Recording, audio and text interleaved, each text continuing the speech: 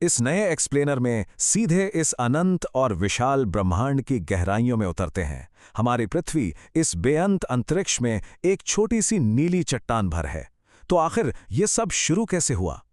क्या इस असीमित अंतरिक्ष के पीछे कोई बहुत बड़ा मास्टर प्लान है, या फिर हमारा वजूद बस एक बहुत बड़ी ब्रह्मांडीय दुर्घटना का नतीजा है?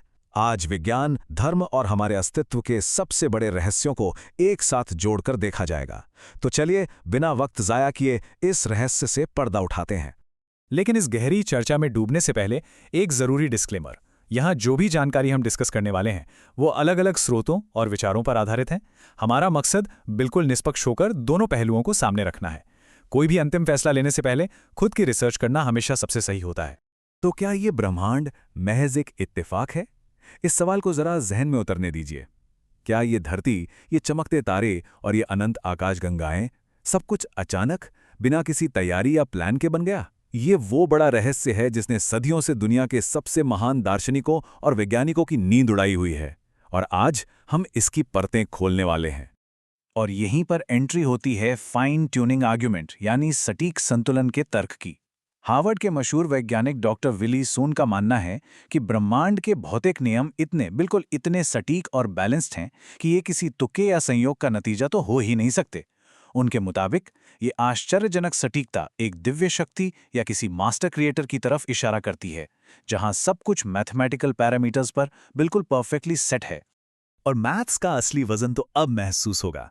67%, यानी 67%। Theoretical physicist Stephen D Unwin ने एक मैथमेटिकल फॉर्मूला लगाकर सच में ईश्वर के अस्तित्व की प्रोबेबिलिटी निकालने की कोशिश की, और नतीजा आया 67%। सोचकर देखिए, एक भौतिक शास्त्री जो इस पूरे यूनिवर्स को सिर्फ डेटा की नज़र से देखता है, वो ईश्वर के होने की संभावना को एक ठोस मैथमेटिकल नंबर में तब्दील कर रहा है। ये अपने आप में कितना हैरान करने वाला है। दुनिया के सबसे तेज और काबिल वैज्ञानिक भी नेचर के नियमों की खूबसूरती और बारीकियों के आगे दंग रह जाते हैं। जानी मानी हस्ती और महान गणितज्ञ पॉल डिरैक का तो यहां तक मानना था कि ब्रह्मांड का गणित इतना हाई लेवल का है कि अगर उस सर्वोच्च शक्ति को एक महान गणितज्ञ कह दिया जाए तो ये बिल्कुल गलत नहीं होगा। इन भौतिक बलों यानी फिजिकल फोर्सेस के बीच का ये बैलेंस सच में रोंगटे खड़े कर देने वाला है। जरा इस पर गौर कीजिए। विद्युत चुंबकीय बल और गुरुत्वाकर्षण यानी इलेक्ट्रोमैग्नेटिक फोर्स और ग्रेविटी के बीच का जो करंट रेशियो है वो 10 की पावर 39 है। अगर ये मामूली सा भी खिसक कर 10 की पावर 33 हो जाता ना, तो तारे इतनी तेजी से जलते कि इंसानी अस्तित्व के शुरू होने से पहले ही पूरा ब्रह्मांड राख हो चुका होता। ये वो कच्चा धागा है जिस पर हमारी पूरी आकाशगंगा की धड़कन टिकी है। फिजिक्स के और भी कई ऐसे चमत्कार हैं जिन्हें हम रोजाना की जिंदगी में बस नॉर्मल मान लेते हैं। उदाहरण के लिए 4 डिग्री सेल्सियस पर पानी का अजीब तरीके से फैलना। अगर पानी का ये नेचर ना होता तो सारे समंदर नीचे से ऊपर तक पूरी तरह जम चुके होते और जमीन पर जीवन शुरू ही नहीं हो पाता। यही नहीं, मैटर और एंटी मैटर के बीच का बिल्कुल सटीक संतुलन देखिए। ये अगर थोड़ा सा भी बिगड़ता तो दुनिया का वजूद ही मिट जाता। क्या ये वाकई में सिर्फ अंधे इत्तेफाक हैं? चलिए भौतिक विज्ञान से थोड़ा आगे बढ़ते हैं और बायोलॉजी को देखते हैं। हमारा ये मानव शरीर 96% हाइड्रोजन, ऑक्सीजन, कार्बन और नाइट्रोजन जैसे सिर्फ 4 तत्वों से बना है। लेकिन सच में दिमाग घुमाने वाली बात नोबेल पुरस्कार विजेता प्रोफेसर वर्नर आर्बर ने कही। उन्होंने पाया कि डीएनए में होने वाले म्यूटेशन कोई अनजाने में हुई गलती या एक्सीडेंट नहीं है, बल्कि मॉलिक्यूलर लेवल पर ये किसी खास मकसद के साथ उठाए गए बेहद समझदार कदम लगते हैं, जो फिर से एक इनविजिबल आर्किटेक्ट यानी किसी रचयिता के होने की ठोस संभावना दिखाते हैं। विज्ञान के विरोधी स्वर, एक स्वचालित ब्रह्मांड का तर्क। अब हम इस पूरे विषय के दूसरे पहलू को भी समझेंगे। महान भौतिकविद स्टीफन हॉकिंग का विचार इस चर्चा में एक नया और शक्तिशाली एंगल जोड़ता है। अपनी किताब Brief Answers to the Big Questions में उन्होंने बिल्कुल साफ किया कि फिजिक्स के नियम इस ब्रह्मांड को ऑटोमैटिक तरीके से चलाते हैं।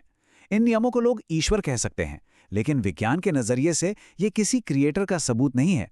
एक ऑटोमैटिक और सेट रूल्स पर चलने वाले ब्रह्मांड को किसी दिव्य शक्ति की जरूरत नहीं होती।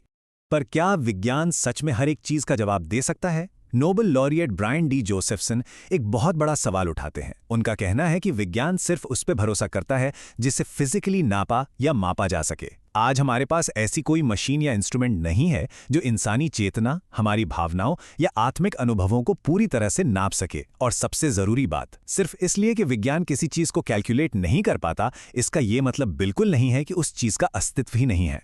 प्रगति का अंधकारमय पक्ष, जब विज्ञान दिशाहीन हो जाता है। अब उस खतरनाक स्थिति की बात करते हैं जब ताकत तो मिल जाती है लेकिन दिशा नहीं होती। यहाँ एक बहुत ही कड़वा सच हमारे सामने आता है। सोचकर देखिए, न्यूक्लियर फिजिक्स की कितनी शानदार खोजें हुई थीं, लेकिन उन्हें अंत में तबाहकुन परमाणु हथियारों में बदल दिया गया।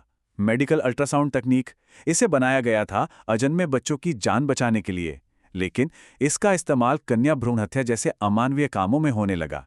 एग्रीकल्चर केमिस्ट्री का इस्तेमाल बेजुबान जानवरों पर ऑक्सीटोसिन के दुरुपयोग के रूप में किया गया। हकीकत यह है कि जब विज्ञान से नैतिकता और दया निकल जाती है तो वो इंसानी विकास नहीं बल्कि विनाश का हथियार बन जाता है। इसलिए बैलेंस होना सबसे ज्यादा जरूरी है। बिना नैतिक ज्ञान के अकेला विज्ञान सिर्फ तबाही, डर और शोषण लाता है।